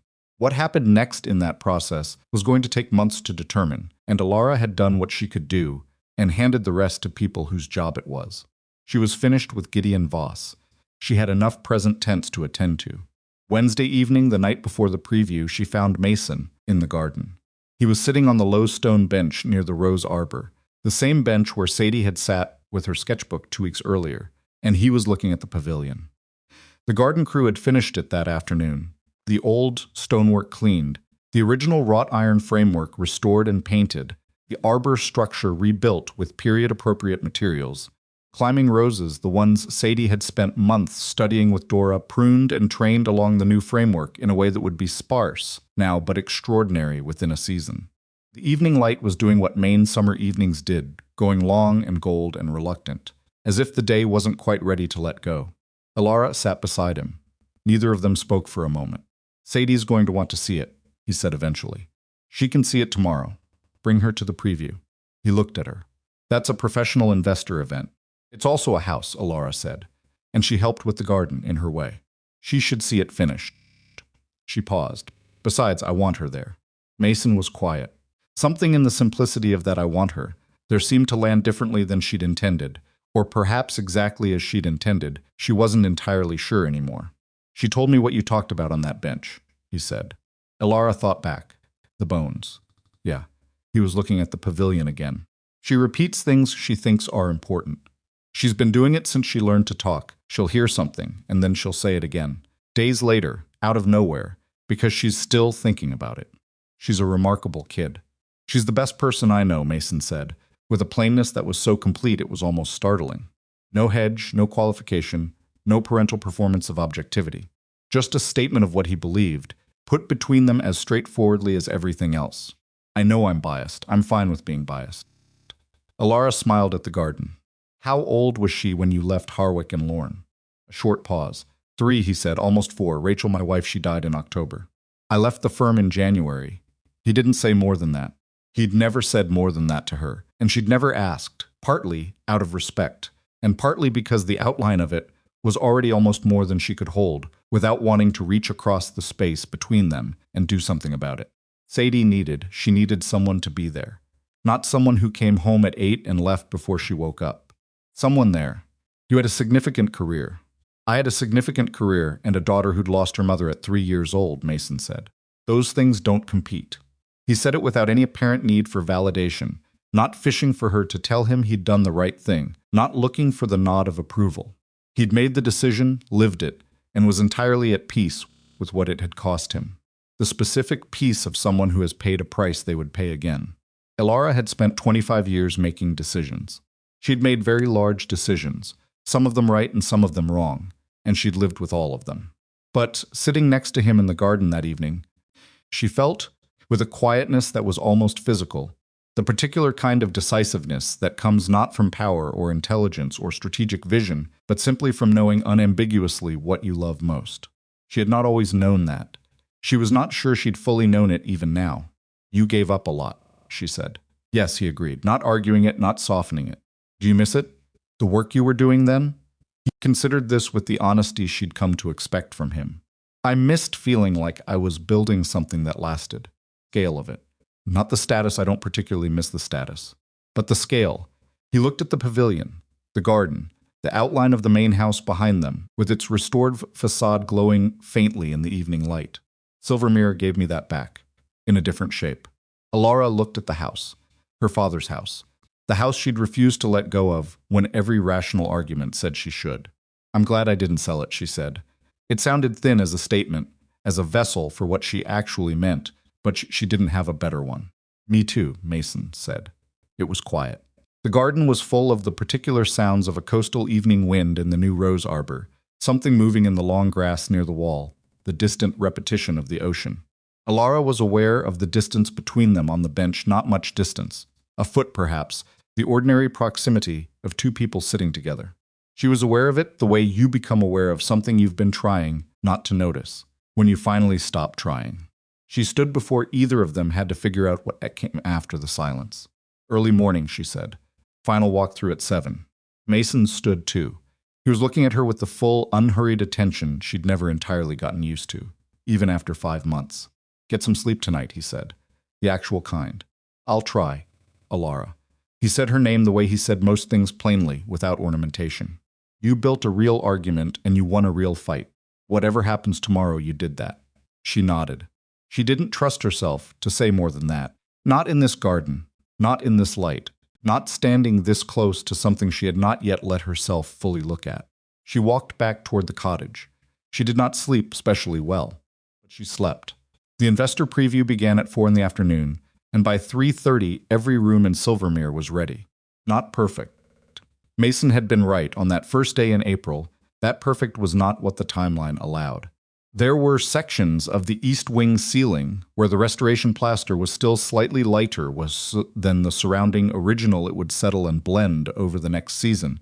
But for now, the difference was visible if you looked for it. The library's original bookshelves, which they discovered behind a false wall in June, had been cleaned and repaired, but not fully restocked. They stood in their restored mahogany splendor, with selective period volumes on the shelves, enough to give the impression of what they'd been. Not enough to pretend the room was fully finished. Mason had pointed both of these things out to Elara during the morning walkthrough, clinically, without apology, the way he always presented the gap between intention and outcome. She had looked at both and made the same decision. In each case, they stay as they are. Honest imperfection over dishonest completion. Investors in historic properties understood that restoration was a process. The ones worth having understood it anyway. What was ready fully, entirely, without qualification was the ballroom. When they lit the chandelier for the first time that afternoon, standing in the room with the mosaic floor cleaned and sealed beneath their feet, the light came down through 200 pounds of restored crystal and hit the amber and blue tile pattern, and the whole room changed.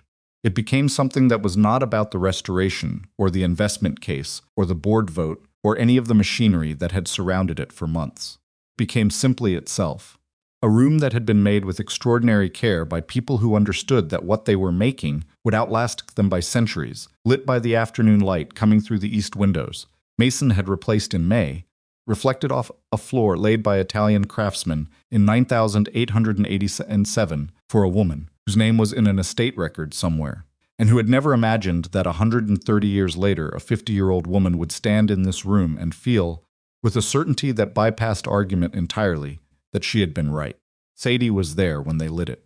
She stood beside Elara, not holding her hand, not performing a reaction, just standing with the quality of attention she brought to things she considered important. She looked at the floor, then up at the chandelier, then at the room. Then she looked at Mason, who was standing near the entrance, watching his crew's work, and she said, in her particular straightforward way, Dad, you fixed it. Mason looked at his daughter for a moment. We fixed it, he said. Sadie considered this. Elara fixed it too. She did, Mason said. It took all of us. Sadie nodded, satisfied with this accounting, and went back to looking at the chandelier. Elara stood beside her and looked at it too, and did not say anything, because there was nothing to say that would improve on the silence. The investors arrived at 4. 14 people, a mix of hospitality investment firms, a heritage property development group out of New York, 2 family offices with arts and culture mandates, and a representative from a National Historic Preservation Fund. Elara had met most of them before, at least briefly. She knew which ones were serious and which ones were attending out of category curiosity. She walked them through the property with a precision that came from 5 months of living inside it. The structural restoration facts delivered cleanly, the historical documentation presented with the same organized clarity. Mason had applied to everything. The earning projections backed by Barrett Associates appraisal and the regional competitive landscape analysis. She knew when to let the room speak and when to provide context. She knew to bring them to the garden pavilion before the ballroom, because the garden gave them the exterior scale, and then the ballroom gave them the interior revelation, and revelation needed something to contrast against. When she brought them into the ballroom, the chandelier was already lit. She watched their faces. She'd developed, over decades of high-stakes presentations, a precise calibration for the difference between polite professional interest and genuine response. What she saw in the ballroom was not polite. Mason stood near the back of the group, off to one side. He was not presenting. He had made it entirely clear, before the event, that this was her show and her property and her fight, and that his role was to be available for technical questions if they came and otherwise stay out of the way. He did this with his characteristic absence of ego, just stepped back and let her fill the space, because he understood that she was the person who needed to fill it. Technical questions did come. One of the investment firm representatives, a meticulous woman in her 50s named Linda Cho, had spent 30 years evaluating historic property investments and asked questions that were extremely specific and extremely good. She asked about the load-bearing restoration specs in the East Wing. She asked about the mosaic's ceiling treatment and its maintenance requirements. She asked about the plumbing and electrical infrastructure timeline to full operational standard. Elara handled the first 2. For the third, she said, "Our project manager is better placed to speak to the infrastructure timeline," and nodded to Mason. He answered Linda Cho's questions for 8 minutes. She asked 4 follow-up questions. He answered those. At the end of it, Linda Cho said, "You're thorough," in the manner of someone who does not give that observation casually. And Mason said, "The property deserves it." And Elara watched Linda Cho look at Mason, and then at Elara, and then at the ballroom. And something in the investor's careful, professional face shifted fractionally in a direction that Elara had learned, over many years, to read accurately. She was interested. By 6:30, when the event portion concluded and the investors dispersed to their cars and their drives back to Boston and New York and beyond, Elara had received expressions of serious interest from 3 separate parties. Not commitments. You never got commitments at a preview. The money was always more cautious than the enthusiasm, but serious interest, kind that comes with follow-up calls and due diligence requests and the specific purposeful energy of people who have seen something they don't want to let someone else get to first. Linda Cho was one of the 3. Daniel was beside her as the last car pulled down the drive, doing quiet, rapid math in his head that Elara could see moving across his face. 3 letters of intent by end of month, he said. Minimum. Possibly 4.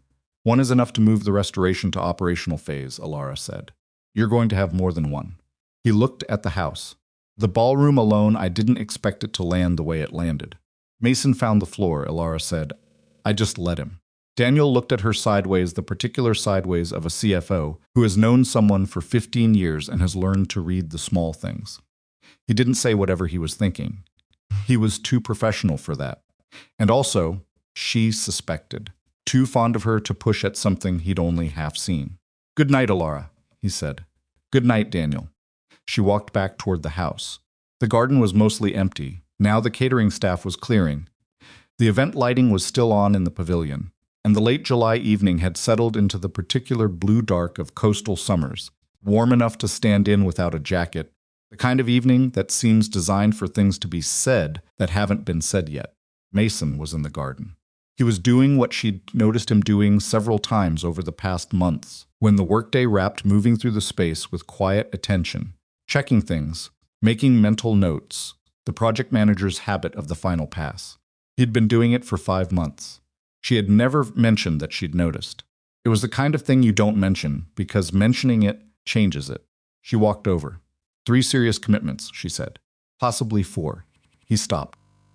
Turned. Something moved across his face, genuine, uncomplicated satisfaction. Not pride in himself. Satisfaction in the thing, in the outcome, in the fact that what they'd built had done what it was supposed to do. Good, he said. 1 would have saved Silvermere. 3 is, she paused. 3 is the difference between surviving and thriving. That's what the property deserved, he said. She looked at him. He was standing in the event, lighting from the pavilion, the kind of light that was doing everything it could to make the garden look beautiful. And she thought about what Sadie had told her on this bench, about complicated and built to last, and she thought about April and the granola bar with the cartoon bear and the drawings and the 6A. Coffee from a gas station and 43 pages of documentation delivered before dawn, and a man who showed up to a boardroom he had no obligation to enter because he'd decided something was worth defending. You got an offer, she said. He was quiet. The offer had reached her through a sideways route, a mutual contact in the historic properties development world, who'd heard Mason's name in the boardroom context and had been making quiet inquiries. Chicago firm, significant, with a dedicated historic properties division that was expanding. The offer was real. She'd known about it for 4 days and had said nothing. When did you find out, he said. 4 days ago. He nodded, unsurprised. He'd probably expected she would find out her world, and his world were smaller overlapping circles than they'd appeared in April. And you waited, he said. You needed to finish Silvermere, she said. And it wasn't my decision to weigh in on. He was quiet for a long moment. The garden made its evening sounds around them. The pavilion light shifted slightly in a breath of wind off the ocean. It's a good offer, he said. I know. The kind of offer that changes certain kinds of futures. I know that too, she said. And then, because she had spent 50 years learning how to say hard things clearly, I'm not going to ask you to turn it down. He looked at her. She held his gaze. Elara, I mean it. You left one career for the right reasons. I'm not going to be the reason you compromise something else for the wrong ones. Her voice came out steady, which cost her something she wasn't going to put a name to. Sadie's future matters. Your career matters. Those aren't small things. No, he agreed. They're not. A silence, not uncomfortable. The particular kind of silence that happens when 2 people have gotten very close to something real and are deciding, independently and simultaneously, whether to step toward it or away. I told them no, Mason said. Elara stilled. 3 days ago. Before the preview, he looked at the pavilion, the restored arbor, the roses Sadie had spent months cataloging with Dora. I've been thinking about it since the offer came in. Thinking about what I wanted. Not what made sense on paper, what I actually wanted. He paused. I don't want Chicago. I want this. He gestured at the garden, at the house, and then briefly, an emotion so small it was almost not emotion at all, at her. I want to keep building things that last. I talked to some people about a consulting structure, projects I can select, a schedule I can build around Sadie. It's less money than Chicago, but it's what you actually want, she said. Yes. She looked at him. He looked at her. The pavilion light held them both in its amber reach, and the garden was very quiet, and Elara felt something that had been held in check for a very long time, something she'd been managing carefully, keeping at the correct professional distance, telling herself was a reaction to circumstance and proximity, and nothing more significant than that come loose in her chest, in a way that was not frightening, exactly, but was entirely beyond her management. Mason, she said. I know, he said, quietly. I know what I'm doing. We're very different people. In some ways. You're 32. Yes. He didn't look away. And you're 50. And you're the most clear-eyed person I've met in years, and you eat like you're trying to disappear, and you fought for a building because your father loved it, and you were right, and everyone told you were wrong. He paused. The age thing is a number. What you and I are is not a number. She stood there in the garden her father had loved, under the evening that was going soft and dark around them, and she thought about everything she'd told herself over the past months, about distance, about professionalism, about the narrative it would feed, about the 18 years between them that people would comment on, and the power differential that complicated it, and the 100 reasons why the careful thing, the correct thing, was to keep whatever this was contained inside the shape of what it had started as. She had been for 50 years very good at the careful thing. I don't know how to do this, she said, not apologetically, just honestly. I've spent a long time not doing this. I know, he said. I have too. Something in his voice was rough at the edge, not the practiced composure, but the thing under it, the thing she'd been catching glimpses of for months and trying not to look at directly. I'm not asking you to have it figured out. I'm asking if you want to try. The garden waited. Elara Winslow had made decisions worth hundreds of millions of dollars in the time it took to sign a document. She had decided in a single morning to stake her company's credibility on a crumbling house because she trusted the bones. She looked at Mason. Yes, she said, it was a small word. The smallest possible vessel for what it was carrying. But he understood it exactly, which was, she was coming to understand. Entirely characteristic of him, he received what you actually gave him, rather than the version of it he wanted to hear. He didn't reach for her immediately. He stood there for a moment, just looking at her, the way he'd looked at the ballroom chandelier, as if he wanted to make sure he was seeing what he was actually seeing, not what he'd hoped to see. Then, very simply, he reached out and took her hand, stood there in the garden. The house rose behind them, fully lit for the first time in 11 years. Its windows warm against the dark coastal evening. It looked for the first time since Elara had taken it back into her care, as a child in her father's arms, like a house where someone lived. Silvermere had survived, and the two people standing in its garden had survived alongside it, in the particular way of things that have been tested by more weight than they were designed to carry and have held anyway. Not perfectly, not without cost. But the bones, as a contractor had observed on a gray April morning 5 months ago, had been good all along.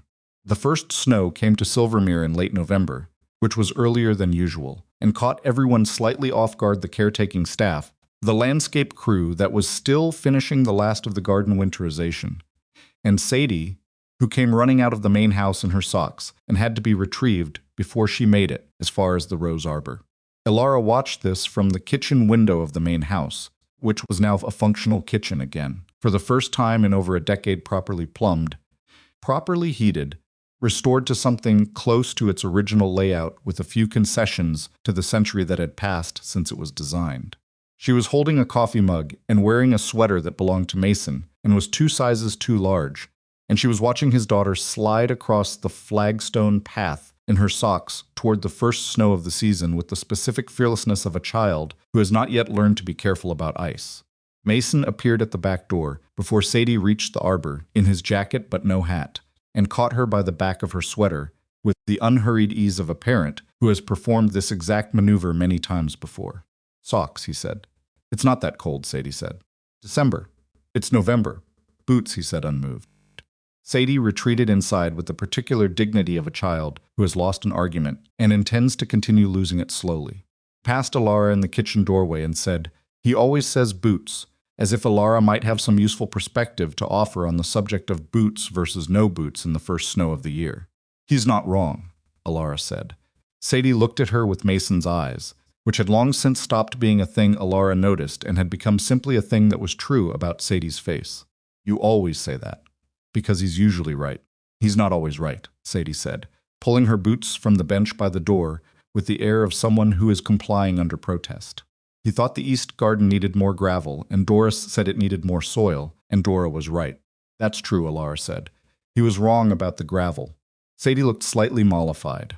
She pulled on her boots and went back out to the snow, and Mason came inside, stamping cold from his feet, and looked at Elara, leaning in the doorway in his sweater, and didn't say anything about the sweater, because he never did, which was one of the things about him she'd settled into as simply and completely as she'd settled into everything else. "She's going to be out there for an hour," he said. "I know." Elara handed him the second mug she'd already poured.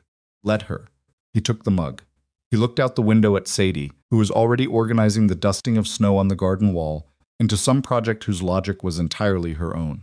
Something in his face was very quiet and very full at the same time, the expression of a man who has looked at his life and found it, against considerable odds, to be what he'd hoped it would be. 4 months had passed since the investor preview. Since the garden and the hand and the small word that had been carrying enormous weight since the moment she'd said it. 4 months was not a long time. Elara was the first to say so, privately, to herself, in the honest accounting she'd always kept with herself, even when she was not honest with anyone else about the things she wanted.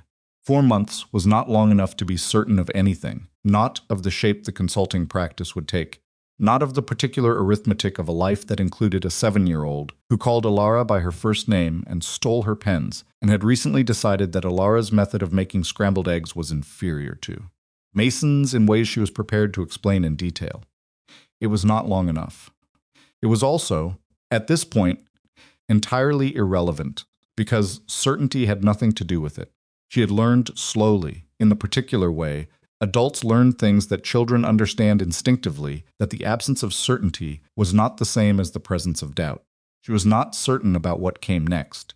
She was not certain about the regulatory outcome of the investigation into Gideon Voss, which was ongoing and slow and would continue to be slow for probably another year. She was not certain about everything Silvermere would become, or everything her company still needed from her, or everything Mason's consulting practice would grow into. She was certain about the hand she'd held in the garden, about the man who'd driven 2 hours in a snowstorm in January to reach his daughter's school before the roads closed, about the way he looked at a broken thing, a room, a floor, a person, and refused, on principle, to declare it unsalvageable before he'd actually looked. That was what she was certain about. Linda Cho's firm had been the first to commit 2 weeks after the preview. The letter of intent arrived on a Monday morning, and Elara read it standing at the kitchen table in the caretaker's cottage, which she'd been using as her Silvermere office for 7 months, and which had, without any formal decision, gradually accumulated enough of her things to make her wonder at what point a place where you keep your things becomes a place where you live. Commitment was for a 10-year hospitality partnership, Silvermere as a flagship historic venue in Linda Cho's firm's Northeast portfolio, joint operational management, and a phased development agreement that included the library restoration, and a proposed expansion of the garden pavilion into a full outdoor event infrastructure. The financial terms were strong. The preservation conditions were, at Linda Cho's insistence, non-negotiable. The property's historic character had to be maintained to specific standards through any development phase, or the partnership dissolved. Elara had read that clause twice and thought about the woman who'd commissioned the mosaic floor in 1887, whose name she'd eventually found in the estate records, Clara Whitmore, wife of the property's original owner, who had apparently told her husband that she wanted something in that ballroom that would still be beautiful when they were both long gone. She'd gotten what she wanted. It had outlasted everything the family, the owner's sins, the 11 years of emptiness, the boardroom fight, and it was still there, still exactly what it was, still doing what it had always done. The second commitment came from the Heritage Preservation Fund, a smaller investment but significant in terms of what it signaled. Historic preservation funding, at the national level, meant Silvermere was being recognized as a property of cultural consequence, not just financial opportunity. The third came from one of the family offices, a straightforward hospitality investment with clean terms and a long horizon. 3 commitments. Silvermere's operational future was secure. Elara had called Mason from the caretaker's cottage the morning the third letter arrived, and he'd answered from a project site in Portland, where he'd been doing an assessment for what would become his first independent consulting engagement outside of Silvermere. She'd told him about the third commitment, and he'd said good, in the simple way he always said good when something was good, without inflation, and then asked whether she'd eaten breakfast. She had, in fact, eaten breakfast. Told him so, and he said he didn't believe her, and she laughed, which was a thing she did more often now than she had in a very long time, and not the public laugh she'd maintained for decades as a professional instrument, but the other kind that comes from somewhere genuine and slightly unguarded, the kind you lose access to if you're not careful, and that comes back when you are around people who make you forget to be careful. Gideon Voss resigned formally from all his remaining professional positions in September. The regulatory investigation produced findings that Elara was not legally in a position to discuss publicly, but that her attorneys described, with professional understatement, as significant. There would be proceedings. They would be slow. He would not, they were fairly confident, be sitting on another public company's board anytime soon. Elara had not felt what she'd expected to feel when the final report landed on her desk. She'd expect something like satisfaction or vindication, or the particular relief of a pressure being released. What she actually felt was closer to tiredness, not the bitter kind, but the plain kind, the kind that follows a very long effort and means the effort is over. She had not hated Gideon. She had recognized him, recognized the specific architecture of ambition that has turned corrosive, the kind that has been fed on other people's losses for so long it has forgotten it has any other food source. She had known men like him for 30 years.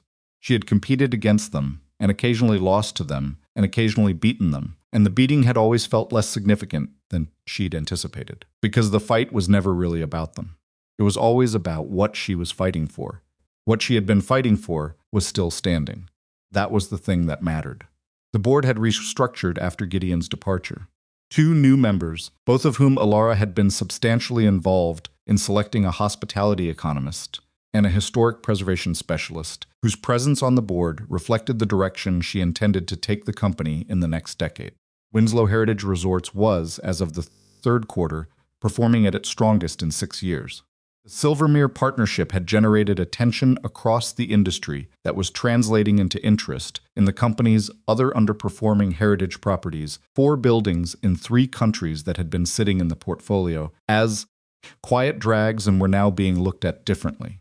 It turned out that winning a high-profile fight for a crumbling coastal estate was an extremely effective way of demonstrating what you believed about the value of things other people had given up on. Mason's consulting practice had taken shape with the same methodical patience he applied to everything else. He'd turned down 2 projects in the first month that didn't fit the conditions he'd set for himself, not the wrong work, exactly, but the wrong structure, projects that would have pulled him away from the coast, and from Sadie's school schedule, and from the geographic range he'd decided was his.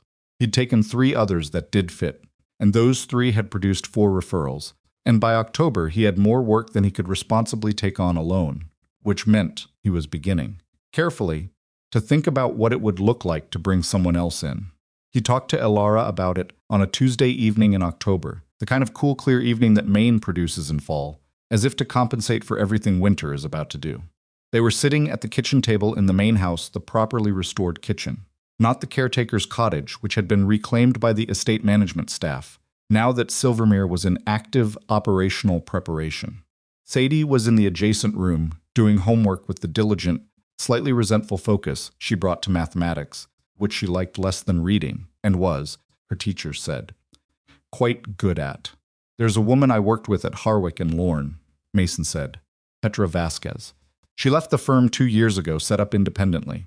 She does the kind of structural assessment work I could use on the larger projects. It would let me take on more complex scope without losing the schedule flexibility. Have you talked to her? Last week. She's interested in the arrangement. He was quiet for a moment. It would mean the practice starts to look more like a small firm than a solo operation. Is that what you want? He considered this. I want to do the work at the level it deserves. To do that at scale, I need help. He looked at his coffee mug. I told myself when I left Hardworking that I was done with building something bigger than I could manage personally. But I think what I actually meant was I was done with building something bigger than Sadie. Elara looked at him. Those aren't the same thing. No, he agreed. I know that now. From the other room, Sadie said loudly, 7 times 8 is 56. With the energy of someone who has been arguing with a math problem for longer than is reasonable and has finally won. It is, Mason called back. I knew that, Sadie said. I know you knew that. A brief pause. I just wanted to say it out loud. Mason looked at Elara, and she looked at him, and the kitchen was quiet and warm, and outside the October dark was coming in across the water, and somewhere in the main house, the first operational event staff were doing their walkthrough preparation for Silvermere's debut season, which would begin in the spring. This was ordinary life. This was, Elara understood, what she had been building toward, without knowing she was building toward it, not the empire, not the victory, not the vindication of the things she'd refused to let go of. This kitchen table, this man reading her face across it, the child in the next room arguing successfully with mathematics, the sounds of a house where people lived. She had spent 50 years becoming indispensable to a company. She had not understood until now the difference between indispensable and essential. Indispensable was what you became when you refused to let anyone else do what you did. Essential was what you became to the people who would miss not just your function, but you, the specific, imperfect, complicated you that no org chart captured and no quarterly report reflected. She was essential to Sadie's understanding of how scrambled eggs could be improved. She was essential to Mason's habit of knowing there was someone else in the house who would notice if he forgot to eat. She was essential. She was slowly learning in ways that had nothing to do with what she could produce or decide or control. This was the thing her billions had never bought, and her ambition had never found, and her discipline had never manufactured. And it had arrived not through any plan or strategic vision, but because she had refused to sell a broken house that everyone told her was not worth saving. And a 32-year-old man with a daughter and a worn leather portfolio had walked into it and told her the bones were good. Silvermere's first wedding took place in late spring of the following year. The couple had booked the venue the previous October, 3 weeks after Linda Cho's firm had officially listed Silvermere as an available event destination.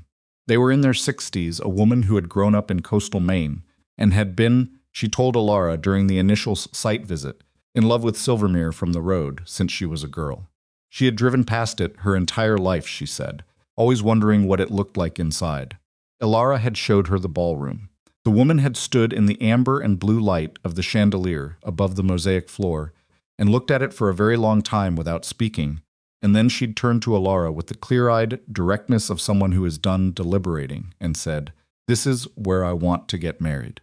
The wedding was on a Saturday, in late May, 300 guests, the ballroom full and the garden pavilion open to the evening, and the restored grand staircase lined with flowers.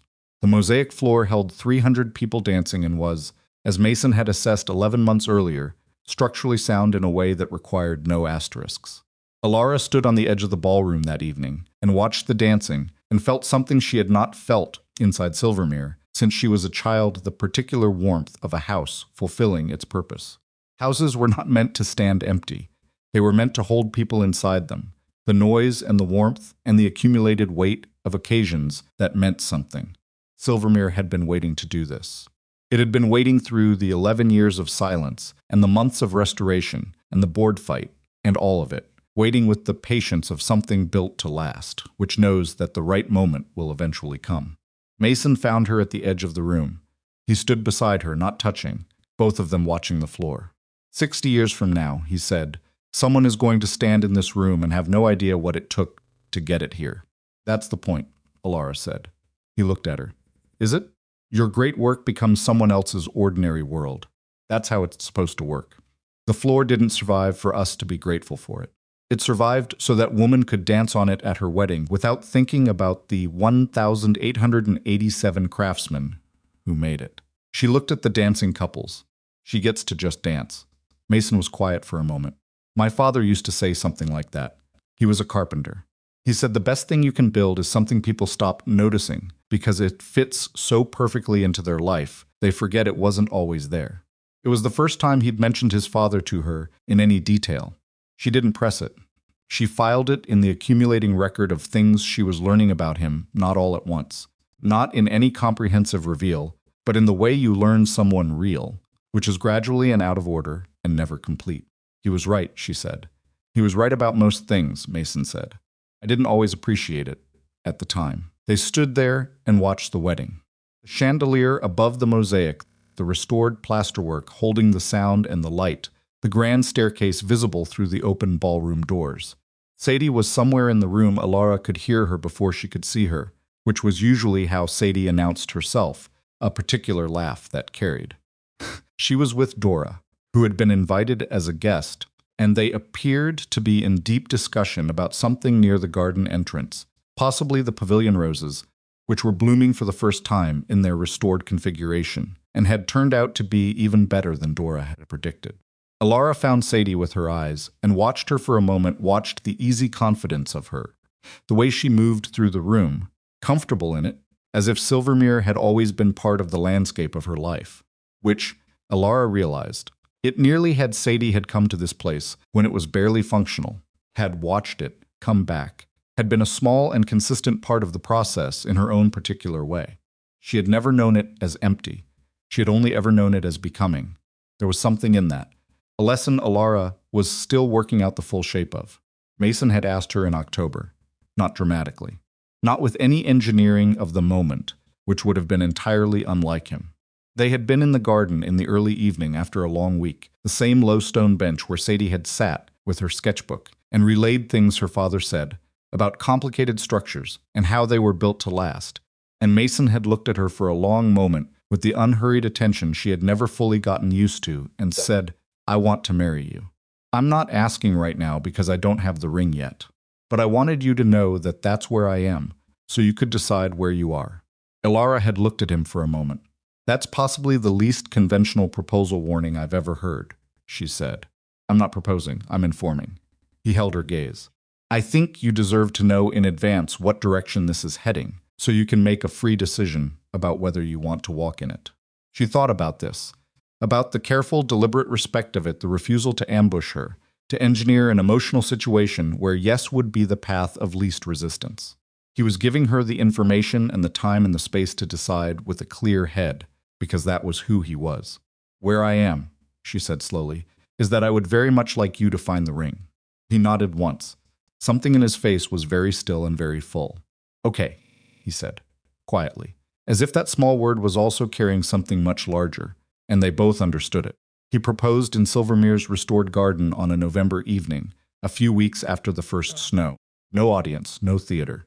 He simply had the ring and asked her.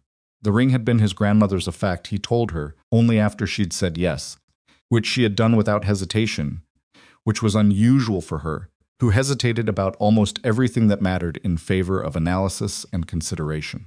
She had not hesitated. The certainty had been in the room before he finished asking. She cried, which was also unusual. She was not generally a person who cried, had not been since her early 30s when she'd decided that crying in professional contexts was something she would not do, and had then gradually made that true in most other contexts as well, because discipline that starts in one place tends to spread. Mason handed her a handkerchief, which he had apparently brought, which suggested he'd understood her better than she'd understood herself in that moment. "You planned for this," she said. "I thought it was possible," he said, and there was something in his voice that was very tender and very dry at the same time, which was a combination she had come to understand was simply how he expressed things he felt deeply. They were married at Silvermere in the spring, 2 weeks after the first wedding that had been hosted in the ballroom. The guest list was small by the standards of Elara Winslow's professional life and significant by the standards of her actual life. Daniel and his wife, Patricia Sang from the board, Linda Cho, Dora, the garden specialist, Mason's crew, Foreman and his family, Priya, who had found the shell company documentation, and without whom the boardroom fight might have ended differently, a handful of people from Elara's earlier life who had stayed through the years without requiring her to be anything other than what she was. Mason's side was smaller. A college friend from New England, 2 men from his Harwick and Lorne years he'd stayed close to, a cousin from Western Massachusetts. His parents were gone. He had carried that quietly the way he carried most things. Sadie was maid of honor. She had been told about this appointment 6 months in advance and had taken it with the seriousness she applied to things she considered genuinely important. She had asked Elara very specific questions about what the role required. She had shown up to both the rehearsal and the wedding with her hair done in a way she had clearly worked on, which Elara knew because she'd walked past Sadie's bathroom the previous evening and heard the particular sounds of a child fighting with a hairbrush and refusing to ask for help. She looked, on the day, like herself, which was, Elara had come to understand, the best possible version of what anyone could look like. The ceremony was in the garden, in the late afternoon of a clear May day, the pavilion roses in bloom behind them, the main house visible through the arbor, its windows reflecting the sky. The ballroom would be opened later for the dinner and the dancing. The mosaic floor would hold the people who were there to witness 2 imperfect humans make a commitment that neither of them could fully predict the shape of. Elara stood at the entrance to the garden in her dress, not whites, 51 years old, and she wore what she wanted, which was an ivory silk the color of old pearl, and looked at the garden and thought about her father. Thomas Winslow had stood in this garden once and told her she had always been going to end up where she ended up, and she had been 20-something and had taken it as a comment about the company. She understood now that he had not been talking about the company. He had been a man who knew his daughter, who saw the particular shape of her, the stubbornness and the capacity and the loneliness she didn't show, and the love she didn't know how to ask for, and who had, in his roundabout way, been trying to tell her that she was going to be all right. She had taken a long time to get here. She had taken wrong turns and worked too hard, and held people at the distance She'd convinced herself was professional until the professional and the personal had become the same managed space, equally controlled and equally safe and equally thin. She had gotten very good at being admired and very bad at being known. And then she had refused to sell a house, and the house had refused to let her keep managing the distance. Daniel walked her down the path through the garden he had asked to do it, quietly, the previous month, and she had said yes quietly, and they had not discussed it further because some things don't need discussing. Mason was standing at the end of the path, in a suit that he wore with the slight discomfort of a man who is more himself in work clothes, which Elara found she loved about him, rather than despite him. Sadie was standing beside him. When Elara reached them, Sadie looked at her with her father's eyes and said, in a carrying whisper, "You look really nice." "Thank you," Elara said, in a carrying whisper back. "So do you. I did my own hair," Sadie said. "I know. It looks wonderful." Sadie stood up slightly straighter. Then she looked at her father with the expression of someone who has done her job and is satisfied about it, and turned to face the small assembled crowd with the serious composure of a child who takes her responsibilities earnestly. Mason looked at Elara. He looked at her the way he'd looked at the ballroom the first time the chandelier was lit, as if he was making sure he was seeing what he was actually seeing, and finding that what he was seeing was exactly what he'd hoped. She looked back. They said what they said. The words were not complicated. They were the ordinary words that people have been using for this purpose for centuries. Simple enough that what mattered was not the words themselves, but the particular people saying them, the weight of what had been carried to get to this moment, and the decision not romantic, not naive, but clear-eyed and chosen and real to keep walking in the same direction. The garden was very quiet. Then it wasn't. That evening, standing inside the ballroom while the dinner ran and the music started, and Sadie danced with Dora on the mosaic floor with the specific joyful abandon of a child at an event that has gone on long enough to stop requiring her good behavior, Elara thought about what she knew now that she had not known at 50 when she was standing at a window in Boston with a coffee mug thinking about performance reviews. She thought, the important things are rarely the things that look important from the outside. The board vote had looked like the important thing. The investor commitments had looked like the important thing. The restoration, the appraisal, the legal fight, the financial vindication, all of it had looked like the important thing because all of it was measurable, documentable, presentable in a quarterly report. The important things were a granola bar with a cartoon bear, child's serious whisper at a wedding, a man sitting on a garden wall for 4 minutes looking at the ocean because he needed 4 minutes, and he took them, honestly, without apology.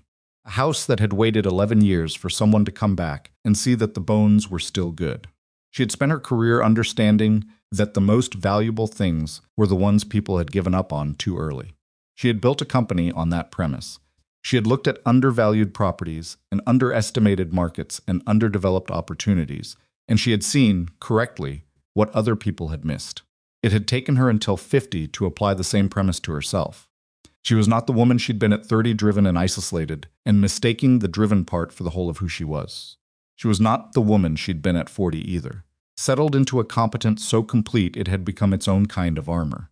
She was 51 years old, and she was learning things she should have known decades ago, and she was learning them in the rooms of her father's house with her husband and his daughter, and a garden that was growing back on its own terms, wild in some places and restored in others, and more beautiful for the combination than it would have been if they'd tried to make it perfect.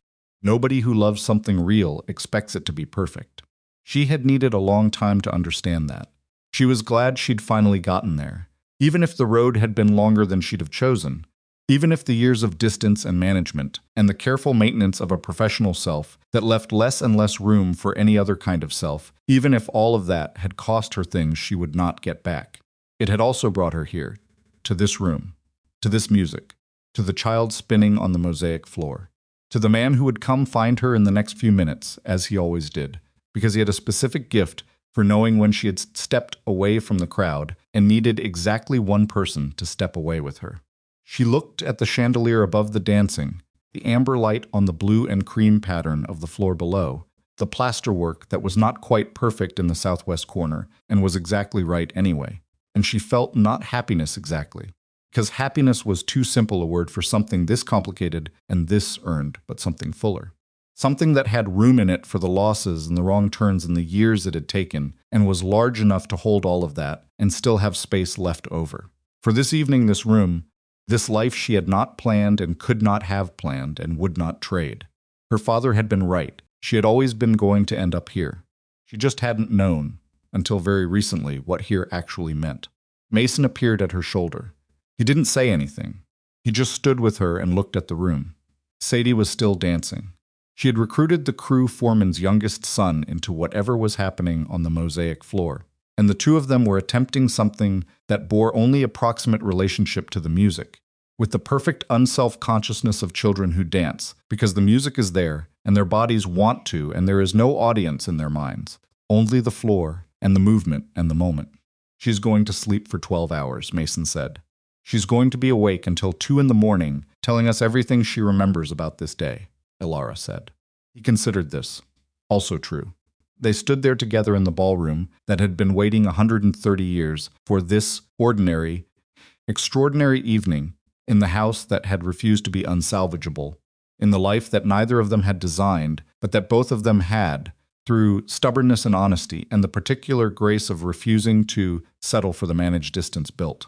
Not perfectly, not without cost, but with good bones throughout. And that, Elara Winslow had finally learned, was all anything needed to last.